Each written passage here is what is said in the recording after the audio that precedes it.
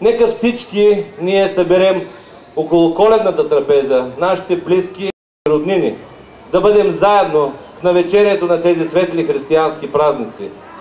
Желая ви много здраве, благословенна Коледа, а на скъпите ни деца, великотърновчетата, нека да бъдат послушни, да имат една наистина щастлива Коледа и да получат най-хубавите подаръци от дядо Коледа. Весели и благословенни празници на всички вас желая!